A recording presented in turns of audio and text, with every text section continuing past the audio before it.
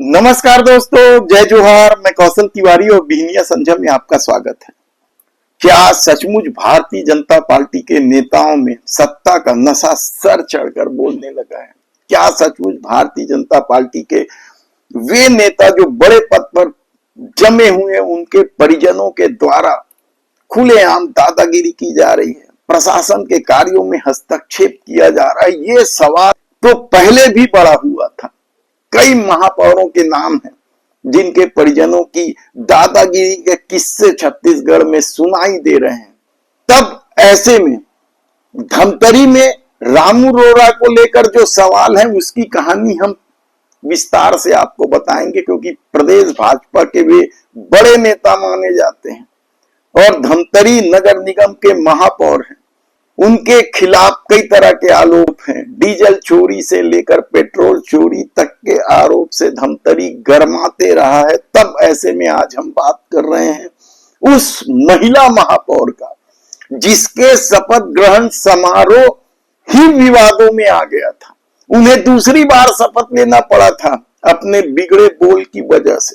स्थापित भारत के संविधान के प्रति सच्ची श्रद्धा और निष्ठा रखूंगी तथा भारत की सांप्रदायिकता तथा अखंडता की अनुशासन बनाए रखूंगी तथा ईमानदारी पूर्वक तथा निष्ठा।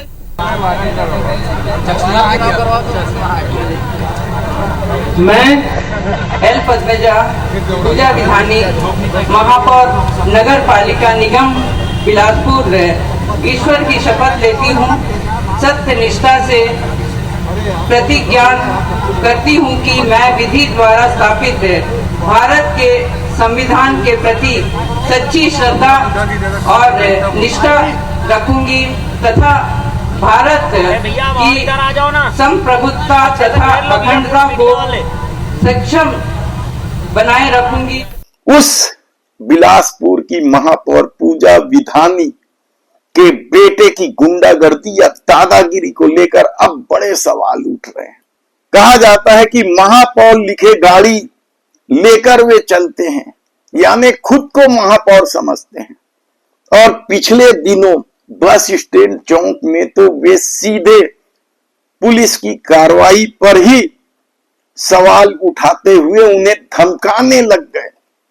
पूरा मामला आप सुनेंगे तो चौंक जाएंगे कि आखिर पूजा विधानी के बेटे को यह अधिकार किसने दिया है कि वह महापौर लिखे गाड़ी पर चले। और कहा जाता है कि वे ये हरकत पहले दिन से ही कर रहे हैं, यानी जब से पूजा विधानी महापौर बनी है उसके बाद से उनके पुत्र की करतूत को लेकर कई तरह के किस्से हैं। खूब दादागिरी की भी चर्चा है। ऐसे में जो घटना हुई बस स्टैंड चौक पर, आप सुनकर हैरान हो जाएंगे कि पुलिस वाहन चेकिंग कर रही थी।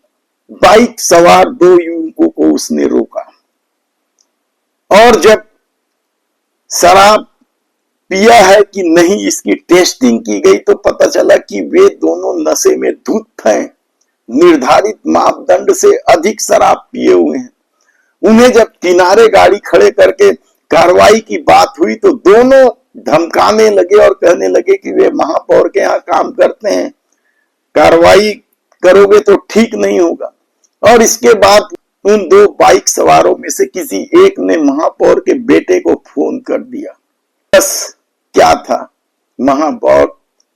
महापौर पूजा विधानी के बेटे तमतमाते हुए महापौर लिखे गाड़ी से पहुंच गया और पुलिस पर कार्रवाई नहीं करने का दबाव डालने लगा। और जब पुलिस मानने को तैयार नहीं थी, नियमानुसार कार्रवाई करने पर अड़ी रही, तो उसने उन दोनों बाइक सवारों को अपनी कार में जबरदस्ती बिठाकर ले गए।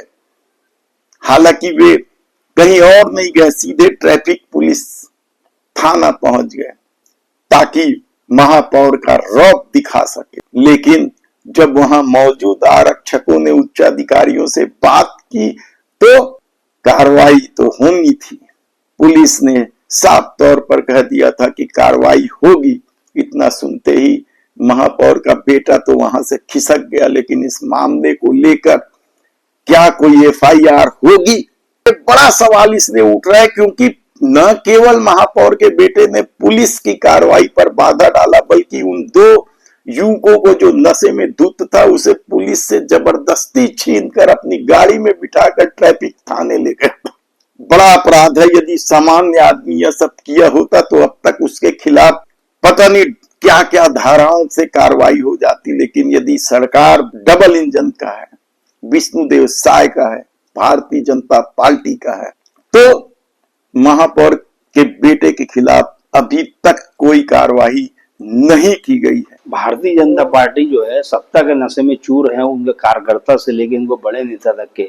अभी राज्य उत्सव में देख लीजिए जिस प्रकार के महापौर के बेटे ने जो दादागिरी किया है, उससे साफ साफ झलकता है कि सत्ता का नशा इनके सिर पे चढ़कर बोल रहा है। पुलिस प्रशासन को तो ये अपने घर का नौकरों से भी बदतर व्यवहार कर रहे हैं, उनसे गाली गलौज, उनसे हाथापाई तक के कर रहे हैं।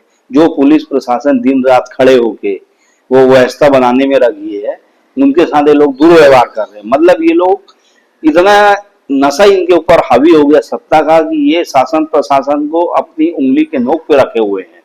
और इनका जो नशा बहुत जल्द उतरेगा, जब जनता इनको जवाब देगी तब इनको पता चलेगा। ऐसे में तो उस मामले की भी याद आने लगी है कि जिन 3 छात्राओं ने फर्जी प्रमाण पत्र के आसरे मेडिकल में प्रवेश लेने की कोशिश की थी, जांच में प्रमाण पत्र फर्जी पाया गया था, तो क्या उनके खिलाफ भी अभी तक इसलिए कार्रवाई नहीं की गई है क्योंकि उसमें से एक छात्रा भारतीय जनता पार्टी के नेता सतीश गुप्ता की बिटिया है।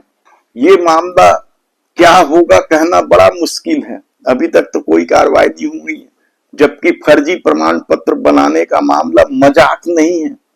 इस पर तो कड़ी कार्रवाई होनी चाहिए। तब देखना है कि सत्ता का यह ध्वंस यदि राज्योत्सव में भी दिखाई दे रहा है भाजपाइयों का। हालांकि कवर्धा में तो एक भारतीय जनता पार्टी के कार्यकर्ता कोई साहू हैं, उनके खिलाफ एफआईआर हो गई है, लेकिन जो ध्वंस दिखाई दे रहा है सत्ता का, वह कब रुकेगा? धन्यवाद।